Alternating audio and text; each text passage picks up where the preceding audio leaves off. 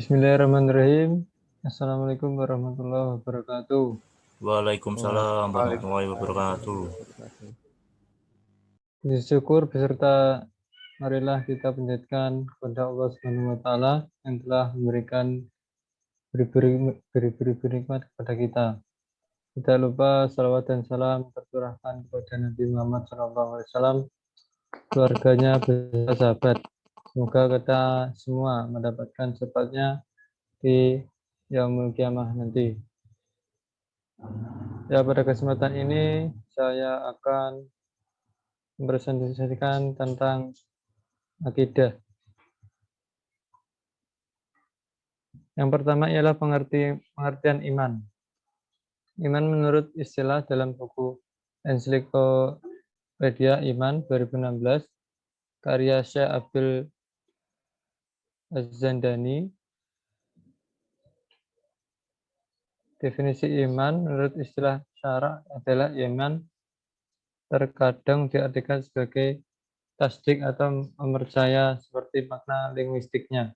Dalam firman Allah Subhanahu wa taala surah Yusuf ayat 7 artinya engkau tentu tidak akan percaya kepada kami sekalipun kami berkata benar. Al-Quran menyebutkan tentang iman dengan menggunakan lafal yakin atau meyakini yang didukung oleh bukti-bukti bagaimana dalam firman Allah Subhanahu wa taala dalam surah Al-Baqarah ayat 4 yang artinya dan mereka yakin dengan adanya hari akhirat. Dalam firman Allah Subhanahu wa taala surah lain yakni surah Al-An'am ayat 75 artinya dan demikianlah kami memperlihatkan kepada Ibrahim kekuasaan kami yang terdapat di langit dan bumi dan agar dia termasuk orang-orang yang yakin. Ada ulama yang menyatakan iman itu adalah ucapan dan perbuatan. Iman dinamakan juga ucapan hati. Makna iman yang ada di dalam hati juga berarti lawan dari kekafiran. Ada juga ulama yang berpendapat bahwa iman adalah keyakinan yang terbentuk di dalam hati dan itu adalah makna iman yang utama. Kata iman dalam Al-Quran dan As-Sunnah diartikan sebagai amal atau aktivitas. Allah Subhanahu wa taala berfirman dalam surah Al-Baqarah ayat 143 yang artinya dan Allah akan menyanyikan imanmu. Maksud dari imanmu adalah salatmu atau wahai Muhammad yang kau kerjakan ketika masih berkiblat ke arah Baitul Maqdis. Iman merupakan keyakinan dalam hati yang dituturkan dengan lisan dan diamalkan dalam perbuatan.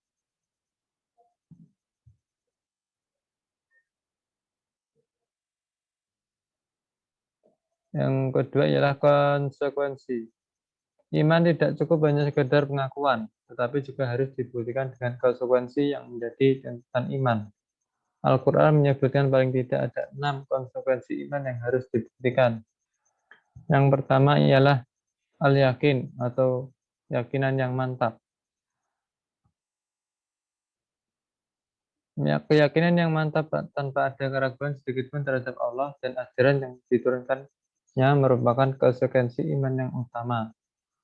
Allah berfirman, sesungguhnya orang-orang mukmin yang sebenarnya adalah mereka yang beriman kepada Allah dan Rasul-Nya. Kemudian mereka tidak ragu-ragu dan mereka berjihad dengan harta dan jiwanya di jalan Allah.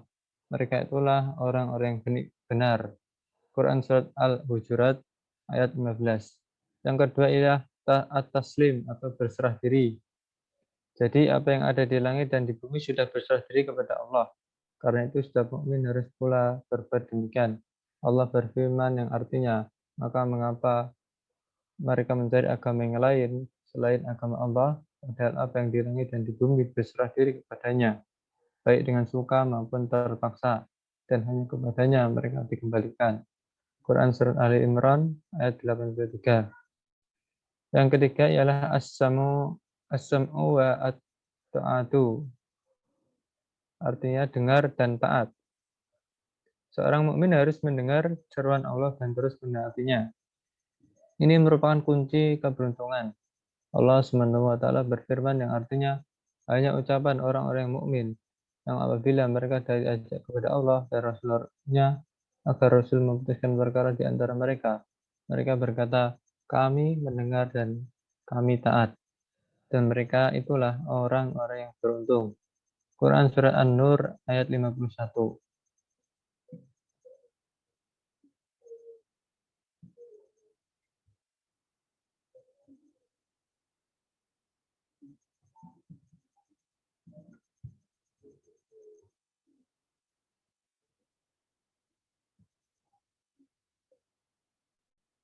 Yang keempat ialah ittiba'ul manhaj atau mengikuti sistem. Allah SWT memiliki jumlah aturan hukum syariat bagi manusia untuk diikuti dan ditaati dalam rangka terciptanya harmoni kehidupan. Allah berfirman yang artinya, kemudian kami jadikan engkau Muhammad mengikuti syariat peraturan dari agama itu. Maka ikutilah syariat itu dan janganlah engkau ikuti keinginan orang-orang yang tidak mengetahui. Quran Surat Al-Jathiyah ayat 18. Yang kelima ialah adamul haraj, yang artinya tidak merasa berat. Keimanan yang mantap membuat seorang mukmin tidak merasa berat untuk menerima apa yang menjadi ketentuan Allah Subhanahu wa taala sebagaimana firman-Nya, yang artinya, maka demi Tuhanmu mereka tidak beriman sebelum memberikan engkau Muhammad sebagaimana perselisihan, hingga kemudian tidak ada rasa keberatan yang engkau berikan dan mereka menerima dengan sepenuhnya. Quran Surat An-Nur An-Nisa ayat 65. Kemudian yang terakhir ialah adamul khiyarah atau memilih Islam. Allah SWT berfirman yang artinya, dan tidaklah pantas bagi laki-laki yang mukmin dan perempuan yang mukmin apabila Allah dan Rasul-Nya telah menetapkan suatu ketetapan, akan ada pilihan yang lain bagi mereka tentang urusan mereka. Dan barang siapa mendurhakai Allah dan Rasul-Nya, maka sungguh dia telah tersesat dengan kesesatan yang nyata. Quran Surat Al-Ahzab ayat 36. Kemudian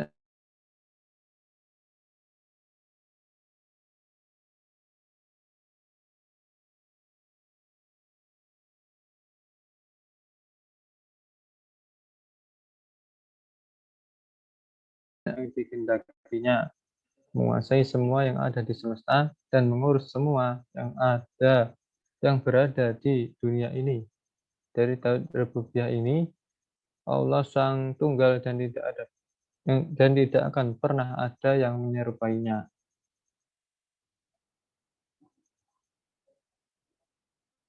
Kemudian ada tauhid uluhiyah.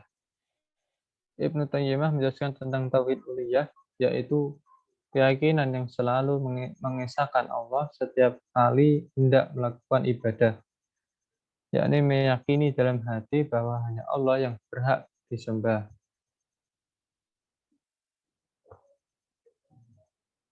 Berikutnya ialah tauhid asma wa sifat.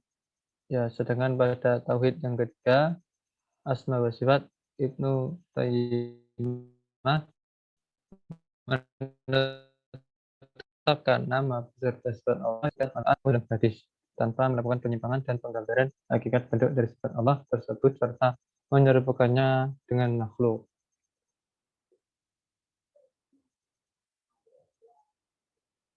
Yang kemudian ada batasan tauhid dan syirik. Ada 4 kaidah penting dalam memahami syirik dan tauhid, yaitu sebagai berikut. Yang pertama ialah hendaknya engkau mengetahui bahwasanya orang-orang kafir yang memerangi Rasulullah SAW, mereka meyakini bahwasanya Allah Ta'ala lah pencipta dan mengatur alam semesta. Akan tetapi itu tidaklah menjadikan mereka muslim. Dalilnya adalah firman Allah Ta'ala yang artinya, katakanlah siapakah yang memberi rezeki kepadamu dari langit dan bumi, atau siapakah yang kuasa menciptakan pendengaran dan penglihatan, dan siapakah yang mengeluarkan yang hidup dari yang mati dan mengeluarkan yang hidup, dan siapakah yang mengatur segala urusan? Maka mereka menjawab, Allah. Maka katakanlah, mengapa kamu tidak bertakwa kepadanya? Quran Surat Yunus ayat 31. Yang kedua, Sesungguhnya mereka berkata, kami menyembah mereka atau tandingan-tandingan selain Allah dan bersimpuh kepada mereka adalah hanya untuk kurban atau mendekatkan diri kepada Allah dan meminta syafaat. Dalil tentang kurban ialah firman Allah Ta'ala, ingatlah hanya kepunyaan Allah lah agama yang bersah diri, syirik, dan orang-orang yang mengambil pelindung selain Allah berkata, kami tidaklah menyembah mereka, melainkan supaya mereka mendekatkan kami kepada Allah dengan sedekat-dekatnya. Sesungguhnya Allah akan memutuskan di antara mereka tentang apa-apa yang mereka berselisih padanya. Sesungguhnya Allah tidak menunjuki orang-orang yang pendusta dan sangat ingkar. Quran Surat Az-Zumar ayat 3. Dalil tentang syafaat firman Allah Ta'ala yang artinya dan mereka menyembah selain daripada Allah apa yang tidak dapat mendatangkan kemudaratan kepada mereka dan tidak pula kemanfaatan dan mereka berkata mereka itulah adalah pemberi syafaat kepada kami di sisi Allah. Quran Surat Yunus ayat 18. Syafaat itu dibagi dua macam yaitu syafaat manfiyah dan syafaat mutsbatah. Yang pertama ialah syafaat manfiyah atau yang tertolak yaitu engkau meminta kepada selain Allah dalam perkara yang hanya Allah yang mampu melakukannya. Dalilnya firman Allah Ta'ala yang artinya, hai orang-orang yang beriman, belanjakanlah di jalan Allah sebagian dari rezeki yang telah kami berikan kepadamu sebelum datang hari tidak ada lagi jual beli dan tidak ada lagi persahabatan yang akrab dan tidak ada lagi syafaat. Mereka adalah orang-orang yang zalim. Quran Surat Al-Baqarah ayat 254. Yang kedua ialah syafaat mutsbatah atau syafaat yang ditetapkan adalah syafaat yang diminta dari Allah dengan izin darinya. Pemberi syafaat adalah pihak yang dimuliakan dengan syafaat dan diberi syafaat adalah pihak yang Allah ridhai perkataannya dan perbuatannya setelah adanya izin Allah. Dalilnya firman Allah Ta'ala yang artinya siapa yang dapat memberi syafaat kecuali dengan izinnya. Quran Surah Al-Baqarah ayat 255.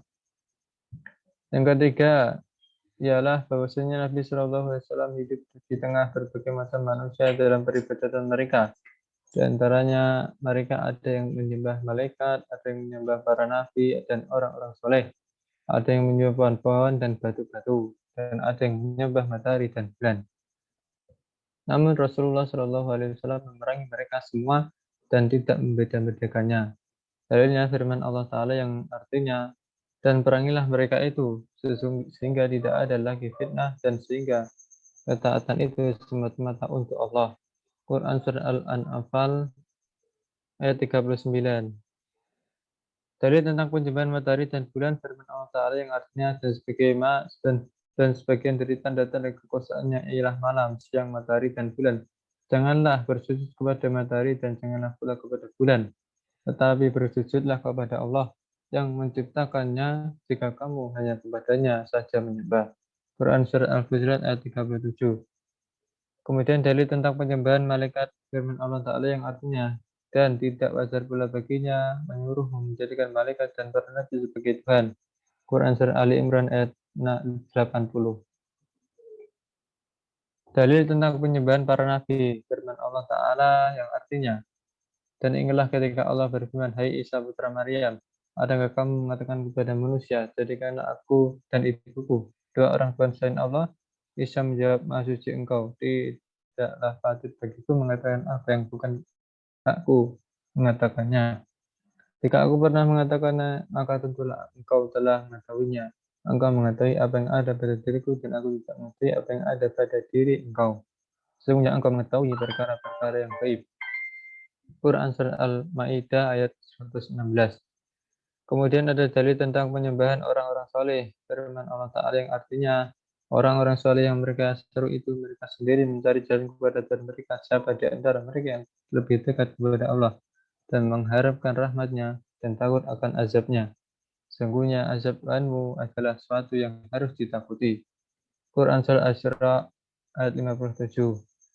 Kemudian dalil tentang penyembahan pohon dan batu. Firman Allah Ta'ala yang artinya, maka apakah patut kamu, hai orang-orang musyrik, menganggap Al-Lata dan Al-Uzza dan mana yang ketiga, yang paling berkemudian sebagai anak perempuan Allah? Quran Surah An-Najm ayat 19 sampai 20. Kemudian ada doa hadis Abi dan hadis Abi Waqid al-Laitsi yang artinya ialah suatu saat kami keluar bersama Rasulullah Shallallahu Alaihi Wasallam menuju ke Hunain. Ketika itu kami baru saja terbebas dari kekafiran. Kaum musyrikin memiliki pohon bidara yang mereka jadikan tempat iktikaf dan menggantungkan senjata mereka padanya. Pohon tersebut dinamakan Zatul Anbat. Kemudian kami melalui sebatang pohon bidara dan kami berkata, wahai Rasulullah, jadikanlah untuk kami Zatul Anbat, bagaimana mereka memiliki Zatul Anbat. Yang keempat, bahwasanya orang-orang musyrik di zaman lebih parah. Bahwasanya orang-orang musyrik di zaman Nabi di zaman sekarang lebih parah perbuatan syiriknya dari kaum musyrikin terdahulu. Dikarenakan mereka kaum musyrikin terdahulu menyekutukan Allah dalam keadaan lapang, tapi ikhlas kepada Allah dalam keadaan sempit. Sedangkan orang-orang musyrik di zaman sekarang menyekutukan Allah terus-menerus dalam keadaan lapang maupun sempit. Dalilnya firman Allah Ta'ala yang artinya, maka apabila mereka naik kapal, mereka berdoa kepada Allah dengan ikhlas kepadanya. Tatkala Allah menyelamatkan mereka sampai ke darat, tiba-tiba mereka kembali mempersekutukannya. Quran Surat Al-Ankabut ayat 65. Ya, demikian presentasi dari saya tentang akidah. Semoga bisa bermanfaat bagi teman-teman semua. Terima kasih telah menyempatkan diri untuk mendengarkan presentasi saya. Bila ada salahnya, bila ada kurangnya, saya mohon maaf. Wassalamualaikum warahmatullahi wabarakatuh. Waalaikumsalam warahmatullahi wabarakatuh.